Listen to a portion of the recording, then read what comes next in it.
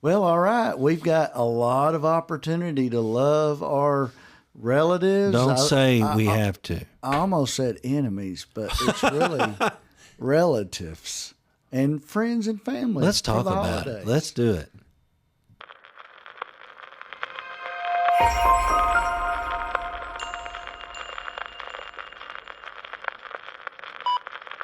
Well, Bubba Love, we got the holiday season coming. There's no better time to practice walking in love. So, It ain't easy. yeah, it ain't going to be easy. I bet there's going to be a bunch of people that get together that don't even like each other. What do you bet? It don't matter if it's family or friends or workplace, whatever it is. It's a huge opportunity to set aside and model something and say it ain't about me, it ain't about you, it's about this guy named Jesus that rescued and redeemed us. That's really what it's boiled down to. But it's like every season, especially Thanksgiving, it's when families who haven't seen each other all year long, people are flying in, people are driving in, people are staying over, filling up houses, sleeping bags, pulling out the cots. You know what I'm saying? Everybody Yeah. sharing a bathroom and it's a great opportunity, but it's going to take focus. It's going to take keeping your mind on what the reason for the season is. Yeah, it's funny because that is the reason for the season is Jesus. But it's easy to make it all about are we going to I just want to get past this weekend. If we can just get, can we just get over there and just get it over with and just, make a show, and then, you better be on your best behavior when we get over there. All this stuff's going Oh on. yeah. I think everybody can- Don't you dare talk to so and so. They're just going to make you mad. Yeah. So, but this is the time where, especially, let's just say, if you're going to wear the cloak of Jesus, you're going to wear it.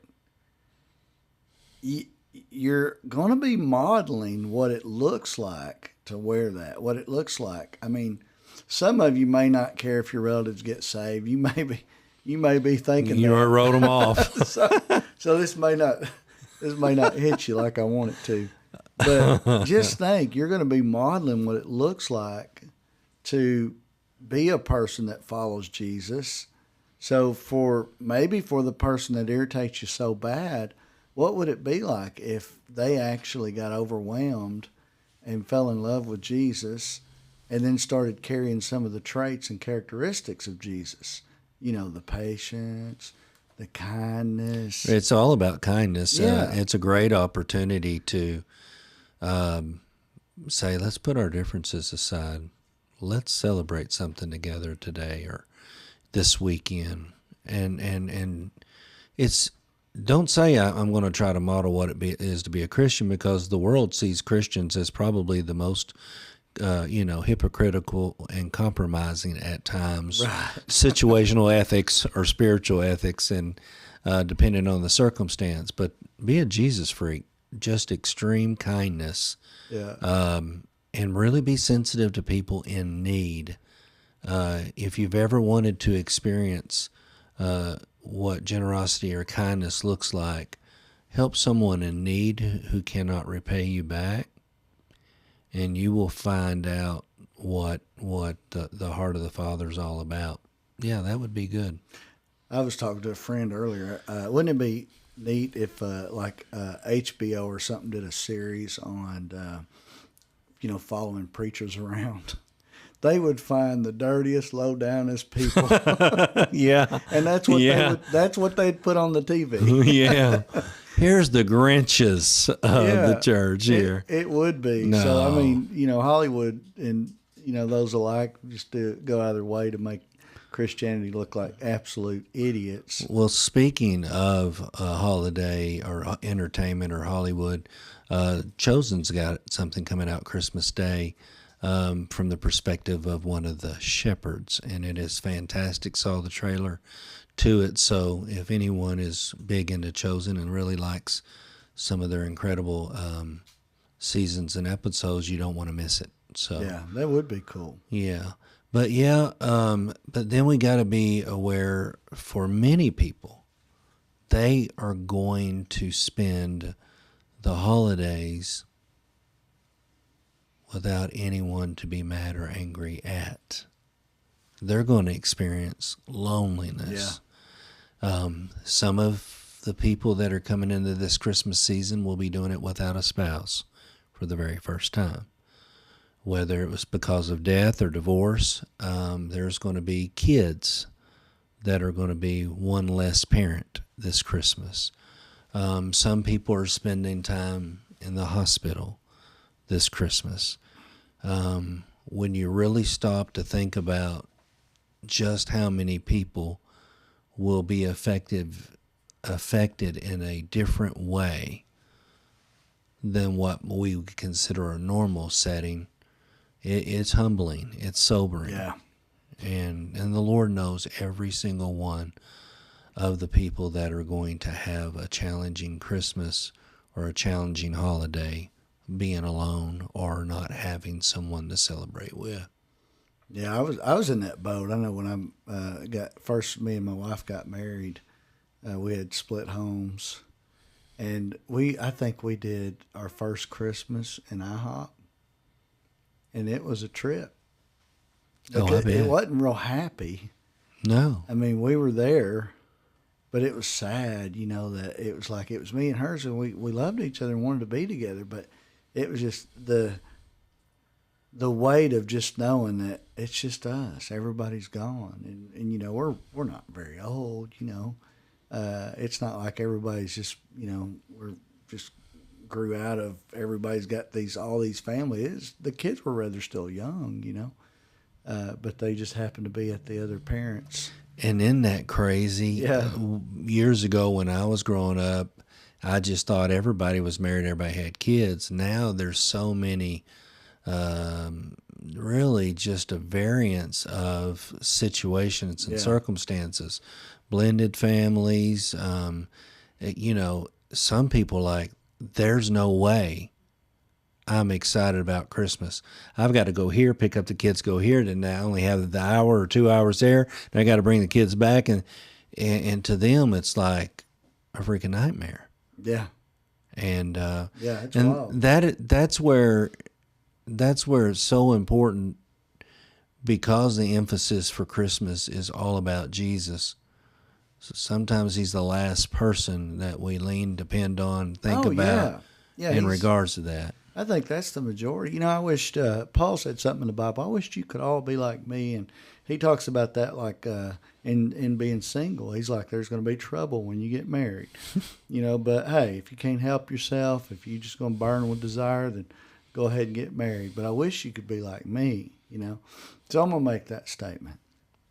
I wish everybody could be like me in a sense of, I have developed this idea that if the kids don't want to come over for Christmas, or they would rather, because of the pressure, go to the other person's house, and I know they love me, man, y'all do what's going to be easier on you, because I know how much pressure y'all have and how much guilt tripping and things like that go on sometimes. I'm not saying that goes on in my house. I'm just saying, I know all this stuff goes on. And where are you guys going to be the most comfortable going and feel the least amount of consequences if you go? And it's usually with the person that they would rather not go to. Sure. Just because of the pressure and the guilt tripping that happens.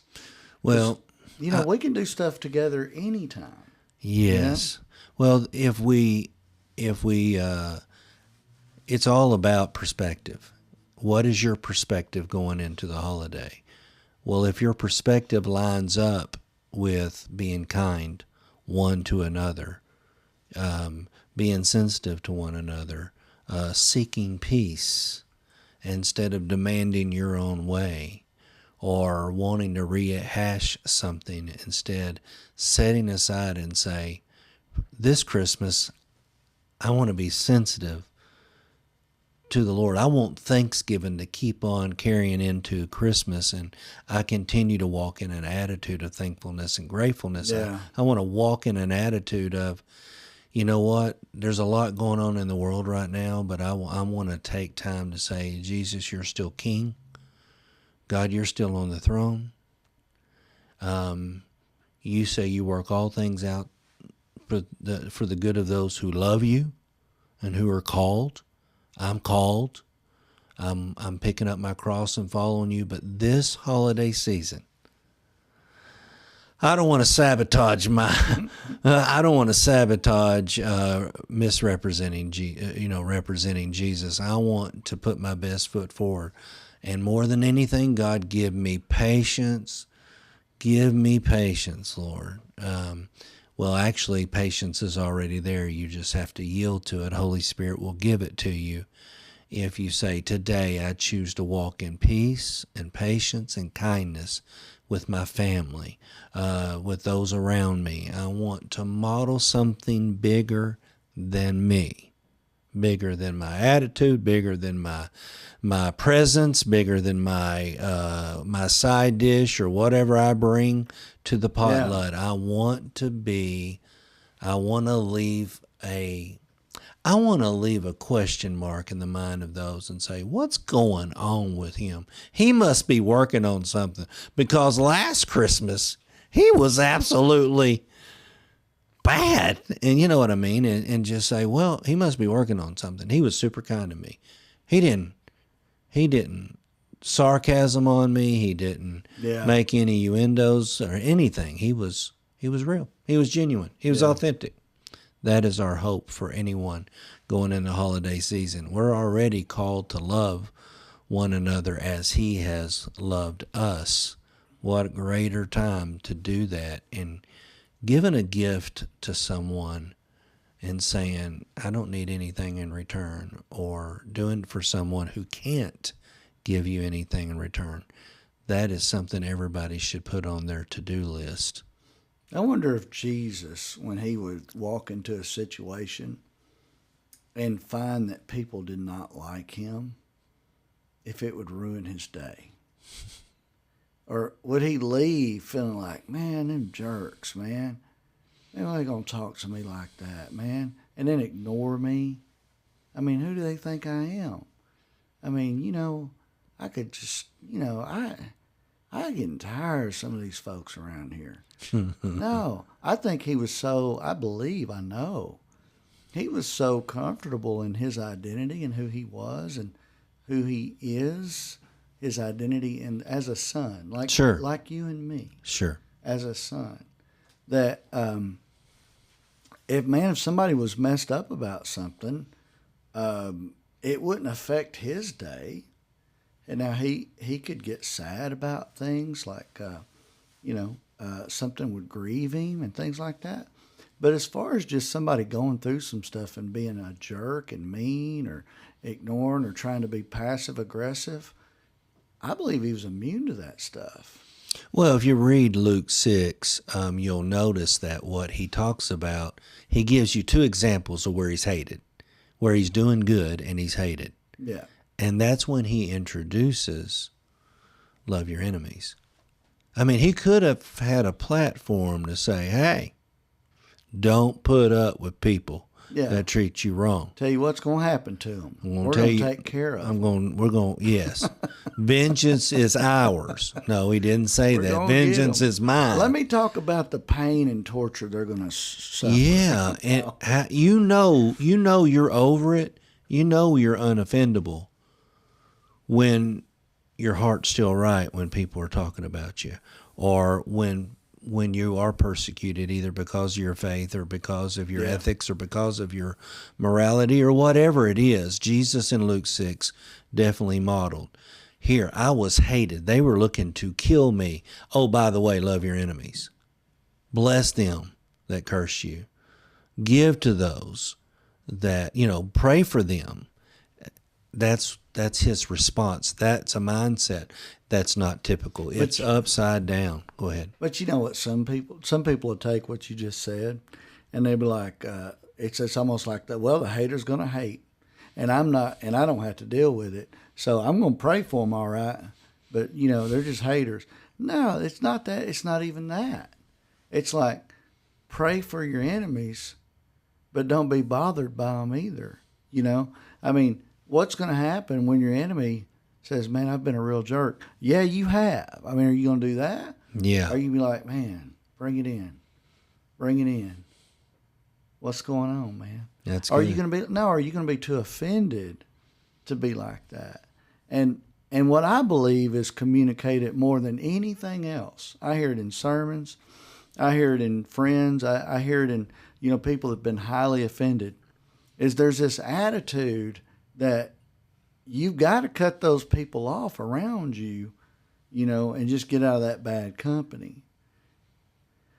And sometimes there's a need to get out of that situation, But the attitude has got to be, there's always a possibility and a chance of reconciliation, and be pursuing that, if not physically, like going to the person because you can't, at least be open to it and praying about it, that they would repent. There's a really popular minister you and I like a lot, and he had put his wife through so much misery because she was saved and he wasn't, didn't care nothing about the Lord. When he finally gave his heart to the Lord and truly was transformed and repented big time, wife didn't want anything to do with him. That's punished right. him. That's exactly right. Because you're not getting off the hook that easy, sir. No, I've had to put up with you this long. Great point I want to make about loving and forgiving. It's so important. That's why I think it's so important to have brothers and sisters in your life that you're walking the journey with. So if you find yourself needing to vent, you've got a friend that's going to say, you know what, I hear you, but the Lord's called us to walk in love. He's called us to forgive. I'm willing to help you walk through this, to forgive. I think that's absolutely paramount. A pastor you and I heard on one of his series on change, he said there's two types of people that are going to come in your life on your journey: the sinful sympathizers and the empathetic or encouraging empathizers. Yeah. And what that simply means is you're either going to surround yourself by people when you're struggling, and as a believer, to forgive or walk in, and you're going to do one of two things. You're either going to lean to someone who's going to say you have every right to stay mad, you have every right to be unforgiving, you have every right to stay offended, you have every right to be mad at them or whatever, not forgive them, have anything to do with them. And you're always going to have that, but the person that you have that says, you know what, I hear you as your friend, I feel what you're going through, but please don't stay there. Okay, I'm here for you to get out of that, because if you hold on to that, then what's going to happen is you're going to regret it. So, yeah, that's good. So we've got to really focus. So we got an assignment. We've got an assignment. We would love to hear some people say, this is what happened when I decided to put a step forward. We'd love to hear comments, anything about your journey through the season. Until next time. We hope this episode of the Called to Love podcast has enriched your life and offered valuable principles to apply on your personal journey. Please explore our website at www.calledto.love for more information and to share your feedback with us. Until our next episode, may you find peace and love. And always remember, you are called to love.